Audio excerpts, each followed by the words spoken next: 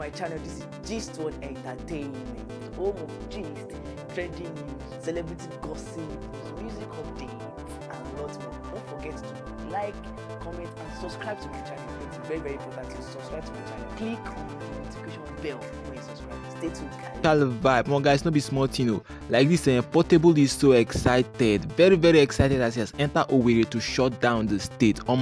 Portable has a show tonight at Owerri, and I'll be giving you updates related to everything about that show. Like this, the guy was really emotional as he entered AEROPLANE for the first time in his life. The guy has not really entered AEROPLANE to go to any place. So this is travel from Lagos State to Owerri. Was one of the first times he entered AEROPLANE. I'm just going to be letting you enjoy the rest of the clip as we hear him talk about his experience in life and how he was really excited to enter plane for the first time. Enjoy the rest of the video. I remain your boy Child Vibe, giving you vibes all the way from the damn south. Thank you very much for watching. Stay tuned, guys. I'll see you again in another video. Zazu.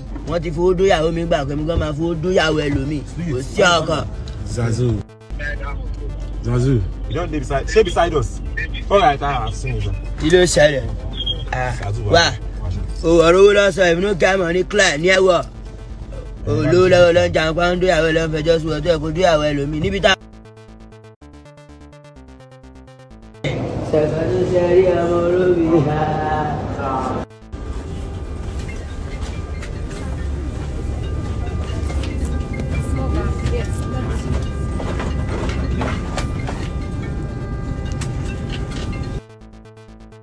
Check and balance.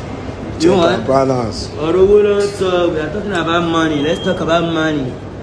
I got money. I know people know me. I know people using money. Looking Zazu. Looking for Zazu. Okay, but I did. Zazu! We don't come. Okay, Owerri on fire tonight. Live and direct. Zazu. I tell you, Go drive.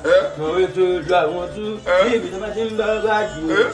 And I see you. And I see you. And I see you. That I want peace. That I want Shaolin. I'm gonna go be an intel. It's your college. You know, get money near war. Under your well learned down. Under your well learned just what do I go do? Well, they don't fuck your woman. I don't use money fuck your woman. Zazu. Then I don't tell you make your house. Zapa go kill your body. Go scratch am. Zapa go your body.